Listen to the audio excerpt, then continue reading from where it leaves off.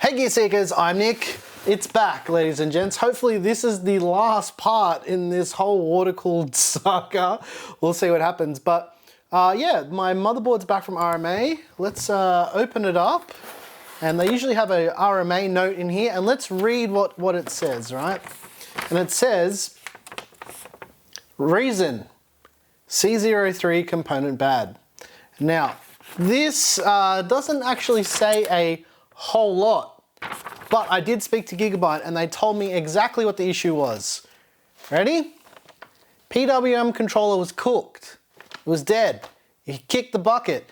Now, to address what many people said about troubleshooting and trying to fix it and trying to get it to work, nothing suggested would have worked if the PWM controller on the board itself is dead. It's also the reason why the RGB couldn't be externally lit either. The board was properly dead. And now apparently it's not properly dead. So what we're gonna do is build it finally in its final form. Are you ready for this, Claire? Hell yeah. This has been 3 months in the making. And it was supposed to be 3-part video, Claire. This is now the 5th part. So let's quickly take a look and see if the RGB lights up on the board first, and then we'll build.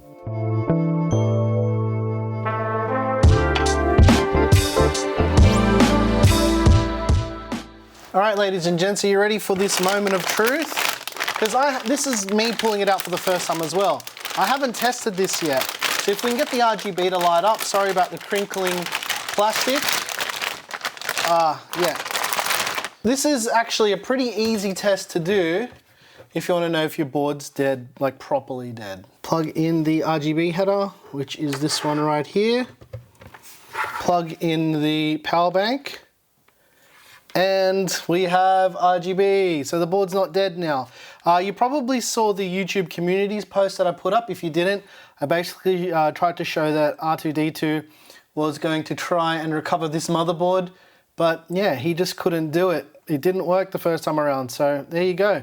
RGB's lit up, means the PWM controller is in order. All of these systems are interlinked with one another. This gives us a good enough reason to let us know that this board's gonna work. So I think it's time to finally start building. So let's jump right in.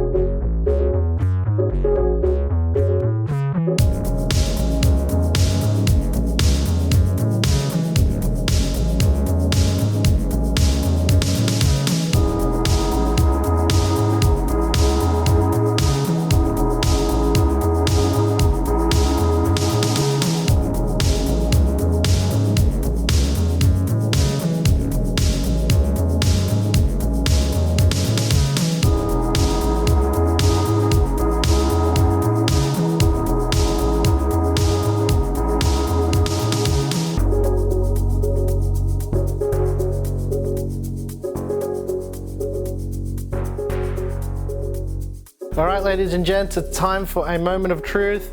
The RAM's already lit up, so that's a good sign. But let's see if everything's gonna go to plan. Just double checking these quick disconnects. Everything seems to be good. Let's power it up. baby. We are in business. I mean, it's really loud right now because obviously fan profiles aren't loaded. I'm probably gonna have to redo all of that, but wow, it works. I can hear the liquid going through the loop, doing its thing. So yeah, it's a good sign. One of the most recurring things that we got over the first 4 parts of this series, I can't believe it turned out to be 5 parts, is why haven't I peeled the glass yet?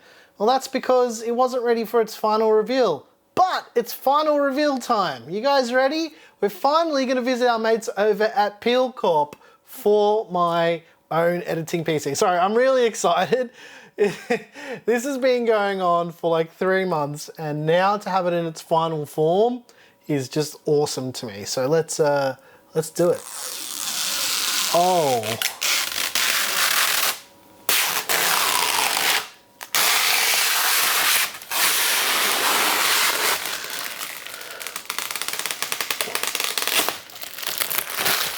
And what a peel that was. All right, ladies and gents, you know what time it is? It's time to finally engage cinematic mode. Let's get it.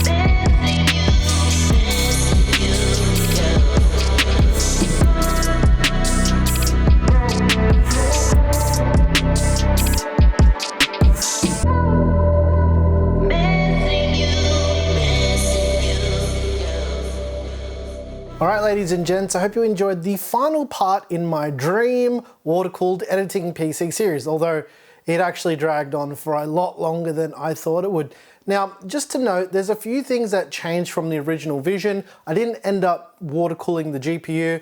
That is for logistical purposes for now. It'll probably get water cooled later on down the line. When I get a GPU, I can actually water cool and have them there permanently. So right now, it's not really viable. You know what GPUs are like at the moment. It's like kind of hard to get, and I can't commit to having a certain GPU in this PC for now. So the GPU will probably change over a lot of the time during the life of this build. But yeah, for now, I'm just not gonna water cool that. It just creates a logistical headache. And speaking of, on one of the last parts, people asking why I put the GPU in the third slot down. This is a Threadripper board. This has got multiple by 16 slots, and I just prefer it to be in this slot on a workstation, especially with the storage card. It's easier to have the storage card higher up and remove it if I need to pull it out and put it in my backup PC. And my backup PC is also built the same way with another Threadripper board, so if I need to pull them out, yeah, top slot is just a lot easier for serviceability and management. I know people are gonna comment and say things like, oh, I hate those power cables on the 3090.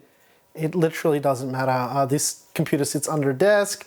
You're never ever going to look at it. The tinted glass on the side panel is so dark, you can basically only just see the RTX text and the RAM lit up, and that's it. Everything else is completely blacked out. So to me personally, it makes no difference. People might care about aesthetics for practical workstations.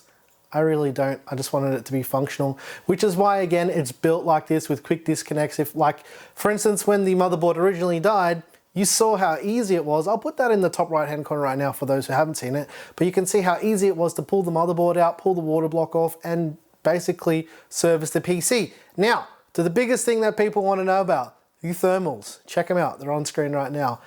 This machine is absolutely ridiculous because for now, it's only cooling the CPU with a 420mm rad and a 360mm rad. It's completely overkill for just the CPU, but like I mentioned in previous parts of this series, this case is a case I want to have for years and years and years and be able to swap out the hardware whenever I need to upgrade something without having to drain the whole loop. So yeah, it's a pretty simple premise and it actually does the job really, really well. You can probably not hear the computer now because I have all the fans tuned. I had a fan profile that I built for this before it died. I just reapplied that fan profile and it is dead quiet. I just love that I can smash this thing with rendering and editing and you cannot hear it. It's completely silent.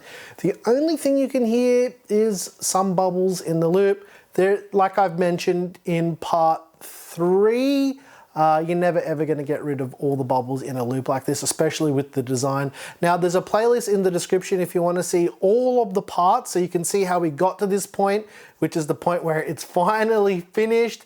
And that's in the description down below. Maybe I can put a card up there for a playlist as well. But I hope you guys enjoyed this journey with this PC with me. I'm so happy that it's finally finished and I can put it under my desk and it can live there and it can do its job. And I just want to add one last thing about this motherboard dying. It's not a Gigabyte thing or an MSI thing or an ASRock thing or an Asus thing or whatever. People got so twisted up in the fact that, oh, it's an Aorus board or RGB fusion sucks and all this stuff. Guys, motherboards die. The reason why I show them dying is we've got a bigger motherboard sample size than most people have. We've got like 70 to 80 motherboards. So for me to have 1 or 2 motherboards die from the same vendor, it's no real surprises. We've had other boards die too. We did a ITX board a little while ago with an Asus board dying. We've had MSI boards dying. We've had ASRock boards dying. We've had every single board die. Not every single board we've ever owned, but from every single manufacturer. So there's no exceptions to that rule at all. Sometimes stuff dies. However, I don't think I've ever had an ASRock board die. I'm gonna just knock on wood. All my backup PCs use ASRock boards and knocking on wood again, they've all been pretty good. But that's it. Yeah, maybe it was anticlimactic for you, but for me, it's really, really exciting because I finally get to use this thing to edit the videos for the channel. Speaking of, if you like the music you heard here, I make all the music, it's available over on Patreon. If you want to get early access to videos like this one over here, it's available over on Floatplane. Once again, thank you so very much for watching. I'm your very excited boy Nick with Gear Seekers. You peek. We seek and yes, finally I can edit on my dream water-cooled editing PC. And it's quiet and it doesn't get hot and it's awesome. And now my office doesn't have a space heater in it. Thanks for watching.